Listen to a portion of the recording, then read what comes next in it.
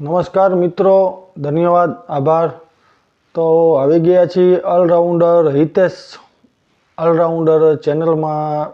તો મારું નામ છે હિતેશભાઈ માધાણી.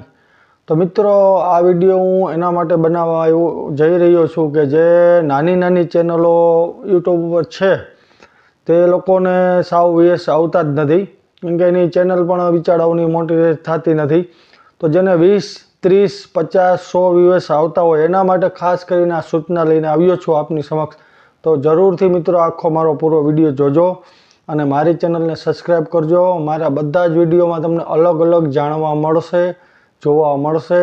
તો મિત્રો, પૂરો વિડીયો મારો જોજો અને મારી ચેનલને સબસ્ક્રાઈબ કરજો. તો મિત્રો, મારા પણ અત્યારે યુટ્યુબ ચેનલની અંદર 41 વિડીયો મેં અપલોડ કરેલા છે. 41 થી 45 વિડીયો મેં અપલોડ કરેલા છે મિત્રો. તો 45 વિડીયોમાં મને ખાલી 45 જ સબસ્ક્રાઈબર મળેલા છે. મારા ખુદની વાત કરું છું, હું પણ એક નાની ચેનલવાળો જ છું. તો મિત્રો, મારી પણ એક નાની એવી ચેનલ જ છે. મારા જ બધાય જે વિડીયો અપલોડ મેં કરેલા છે તે બધામાં મારે 20, 25, 50, 100, 150, 30, 10, 7 એવા વ્યૂઝ આવેલા છે. તો મિત્રો, ગભરાવાની કે મૂંઝાવાની જરૂર નથી. યુટ્યુબ આપણે જોવે જ છે.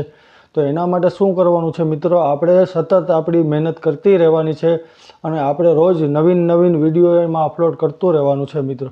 જો આપણા સારા વિડીયો આપણે બનાવશું, આપણી ક્લિયરિટી, આપણો મોબાઈલ આપણી પાસે સારો હશે, આપણે સારા સારા વિડીયો શોર્ટ બનાવશું કે લોંગ બનાવી, કોઈ પણ વિડીયો બનાવી, સ્ટોરી સારી હશે મિત્રો, અને સરસ મજાનું થીમ થલમીન લગાડશો તો આપણા પણ વિડીયો યુટ્યુબ જોતું જ હોય છે મિત્રો. તો આ કારણથી હું તમને કહેવા માગું છું મિત્રો કે ગભરાવાનું નથી. સતત આપણે આપણી મહેનત ચાલુ જ રાખવાની છે. કાંઈ વાંધો નહીં, વ્યૂઝ ન આવે તો પછી સારું લાગશે ત્યારે હજારોમાં, મિલિયન્સમાં આપણને વ્યૂઝ મળશે. તો આપણે વિડીયો બનાવવાનું સતત મિત્રો ચાલુ જ રાખવાનું છે. કોઈ જાતનું ગભરાયા વગર આપણે યુટ્યુબમાં મહેનત કરવી છે અને કરવી છે. આપણે સબસ્ક્રાઈબર પણ પૂરા થઈ જશે, વ્યૂઝ પણ પૂરા થઈ જશે મિત્રો. હું પણ તમારી જેમ નાની ચેનલવાળો જ છું. મારા સબસ્ક્રાઈબ તમે જોઈ લેજો, મારી ચેનલ ઉપર ક્લિક કરીને કે મારા વ્યૂઝ જોઈ લેજો. પણ હું ગભરાતો ને મૂંઝાતો નથી, કારણ કે એના માટે હું તમને લોકોને પણ જાણ કરું છું કે મિત્રો, ગભરાવાની જરૂર નથી અને આપણે આગળ વધતું જ જવાનું છે.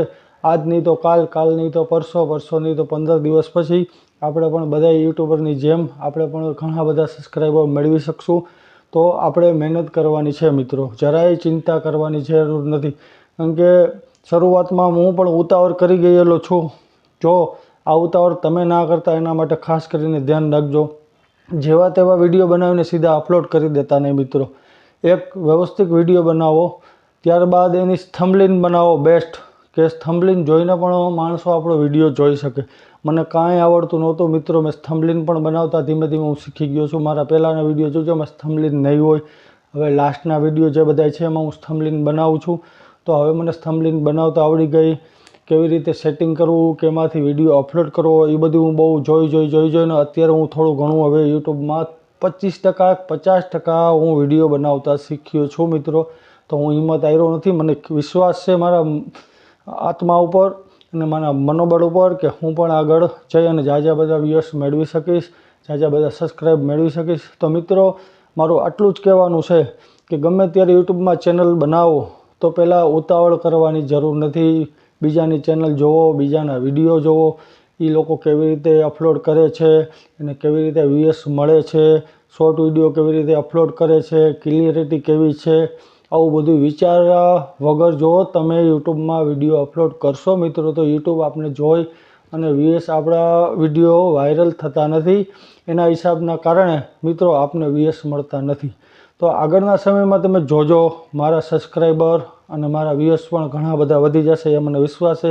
કારણ કે મને આ બધા વિડીયો જોઈ અને વિડીયો મૂકવા, અપલોડ કરવામાં મને ઘણી બધી લાઇટ થઈ મગજમાં કે આપણે ક્યાં આપણે ભૂલ કરેલી છે મિત્રો. તો તમે લોકો આવી ભૂલ ના કરો, એના માટે આ સૂચના આપું છું મિત્રો. તો મારા તમને આ સૂચના સારી લાગી હોય તો મારી ચેનલને લાઇક, સબસ્ક્રાઈબ કરજો મિત્રો. અને આવનારા વિડીયોમાં મારા અલગ અલગ જ વિડીયો હશે મિત્રો. અને મારા સબસ્ક્રાઈબ તમે બધાય છો અને મારું ખૂબ સારું વ્યૂઝ પણ મને મળશે એવો મને વિશ્વાસ છે.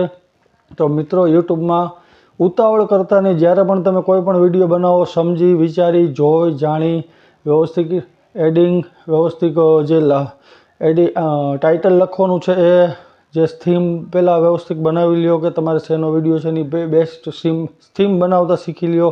એના પણ ઘણા બધા યુટ્યુબમાં વિડીયો આવે છે. થીમ કેવી રીતે બનાવી, કેવી રીતે વિડીયો અપલોડ કરવો, કેવી રીતે ઓકે કરવો અને કેવી રીતે અપલોડ કરવો. મેં કાંઈક જોયા વગર હું પહેલાં એમનો જ અપલોડ કરી નાખતો હતો મિત્રો, એટલે મને વ્યૂઝ આવ્યા નથી. પણ આવનારા વિડીયોમાં હું શીખી ગયો છું એટલે હું વ્યવસ્થિત બનાવીને હવે અપલોડ કરીશ. તો ધન્યવાદ મિત્રો, આભાર. મારો જો વિડીયો તમને ગમ્યો હોય તો મારી ચેનલને પ્લીઝ સબસ્ક્રાઈબર કરજો, લાઇક કરજો ને આ બધા છે નાની ચેનલવાળા સબસ્ક્રાઈબ કરજો જરૂરથી, કે બીજા જે નાની ચેનલવાળા છે એને પણ થોડીક આશ્વાસન મળી જાય. ધન્યવાદ, આભાર, થેન્ક યુ.